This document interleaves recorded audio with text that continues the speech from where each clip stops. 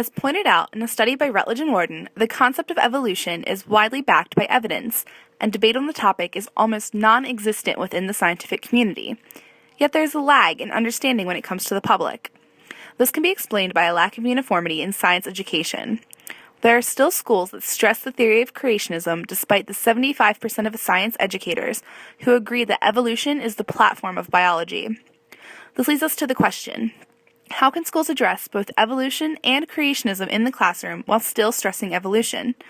Before this question can be answered, both topics must be explored and a clear understanding of how the lack of structure affects today's educators and students at both secondary and post-secondary levels must be reached. From this, it is imperative to examine examples of classroom instruction that, while still stressing evolution, acknowledge creationist belief. The first view of the origin of species that we're going to explore today is evolution. This is widely known as the scientific approach, and it was first noted by Charles Darwin. It is defined as the change in frequency of alleles in a population over time, and it is stated that all variation arises from a DNA mutation in a random event. This means every adaptation or trait we see today, such as claws, teeth, bipedalism, it all occurred from a random mutation, a single mutation at some spontaneous time. And it also states that a selective pressure, such as food, lack of resources, lack of shelter, predation, influences whether or not the new trait is favorable. By favorable, I mean that the trait allows them in some way to outcompete their fellows. This means that they're able to live longer, they're able to reproduce more. And because they are able to reproduce more, the trait is then passed on to their further generations and becomes more prevalent as the generations increase. Scientific evidence is abundant to support the theory. It is possible to directly observe evolution. It can be done in the field, in the lab, or through artificial selection. In the field, one commonly used example is fancy guppy populations. Fancy guppies, they have spots and colors that change based on the selective pressure in their environment. In the lab setting, E. coli can be mutated to become resistant to antibiotics, and through artificial selection, this is something we do all the time. We breed dogs. We breed them to have specific traits, such as herding capabilities or to fit in the size of your bag. So we can directly observe evolution through these. Indirectly, we can look at fossil records. Fossil records can show the extinction of species, such as dinosaurs. It can also show the origin of new groups.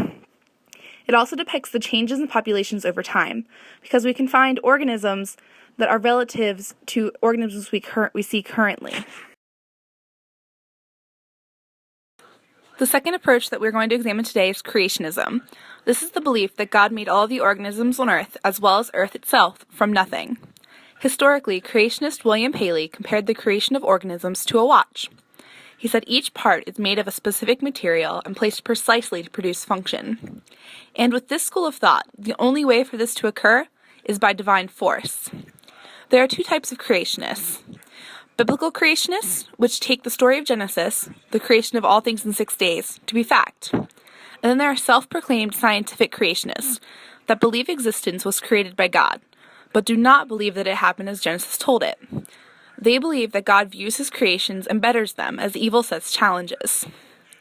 According to Dr. Nolan of York College, there is no scientific evidence to support the theory of creationism.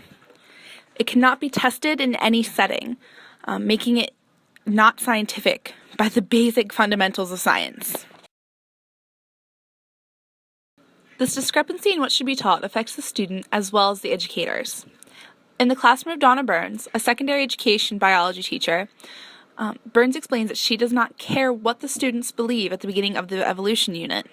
They each have a right to believe what they want, but if they want to get anywhere in the scientific world, she says, including passing the exam, they must at least superficially be educated about evolution. She says one time a student transferred from a private Christian school, which taught creationism, to the public high school at which she taught. This student lacked the basic knowledge of evolutionary adaptation, and this caused a struggle in upper-level science courses. Teachers often had to backtrack, often causing other students to miss out on new material that would otherwise be presented. And when opportunity was given, the student was unable to apply the scientific method to creationism, which is to be expected. Most universities and colleges teach evolution as the core of their biology curriculum. Each year, a new group of students arrives with varying levels of exposure to the concept. Some are quite familiar with the subject, but many have never even considered the subject or have been taught false views of the topic. Because of this, valuable time is once again wasted by playing catch-up. Instead of introducing speciation, basic evolutionary adaptation must be addressed. And this reflects poorly on teachers in both high school and post-secondary when they cannot make it through the curriculum. Lessons can be made acknowledging creationism while still stressing evolution. According to the National Center for Science Education, students in grades 9 through 12 should be exposed to 5 basic principles of evolution. Sciences should focus on natural phenomena and processes. Biological evolution accounts for diversity over long periods of time. The patterns of life's diversity throughout time provide evidence of evolution. Evolution occurs through multiple mechanisms, and knowledge of evolution of living things is always being refined as we gather more evidence. Creationism can be introduced at each of these concepts, and students can attempt to apply them to the alternative theory. Success or inability to succeed can be discussed. Outcomes later can be used to bolster the argument for scientific favoring of evolution. Lab-based instruction can explore both methods of thinking. Take, for example, the airplane lab. This is a lab that's usually performed by Bio 2 students at York College, but it can easily be adapted for a secondary biology classroom. The background reading for this lab would be a creationist essay, as the students would already be relying on their information of evolution from the evolution unit. Each student or group will be given an airplane. It'll be made of straw and some pieces of paper. The students will then perform the same task twice, but with different methods of application. The first method they will use will be intelligent design, which reflects the creationist viewpoint. They will take their original plane and fly it, and record the distance.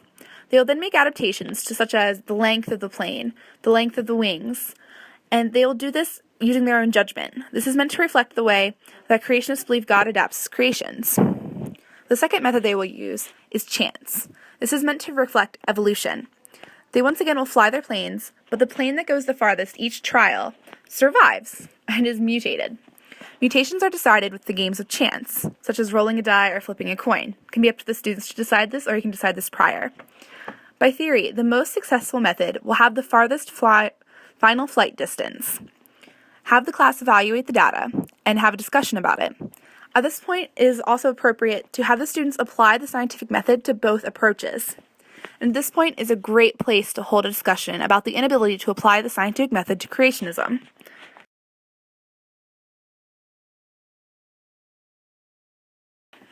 Having researched both schools of thought, as well as the classroom implications, I feel as though it is imperative to end the incongruity that is currently present in the biology classroom. Evolution should be stressed as a viable and applicable theory. Creationism should be covered as well, but should be taught in a way that is similar to how a history teacher would explain McCarthyism. Just because people claim something is true doesn't mean it is unless there's concrete evidence. The methods of integrating exposure discussed are just the tip of the iceberg of possibilities. For the sake of students' academic success, it is quintessential that biology teachers invest time in creating as clear a stance on evolution as possible, while still acknowledging the views of creationism.